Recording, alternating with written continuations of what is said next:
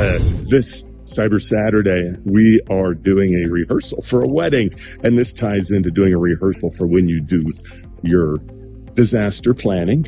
So you do a tabletop exercise, so when disaster hits, you know what to do. Same kind of thing. When you're doing a wedding, you do a rehearsal to make sure that everybody knows where to go and what to do.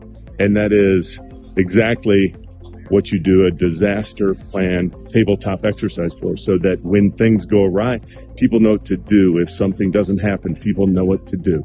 And so just like you should be doing a rehearsal for your wedding, you want to do a tabletop exercise to practice your disaster recovery plan. And we're out here at the beautiful Hillside Gardens in Colorado Springs. It's where my daughter is getting married tomorrow.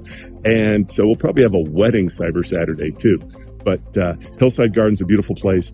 Really excited to see the daughter Katrina get married tomorrow, and check this place out and spend a beautiful time with family and friends. So make sure you do that tabletop exercise like you did a wedding rehearsal when you got married. That's my little Cyber Saturday tip this week. Have a great week, and make sure that you are protected.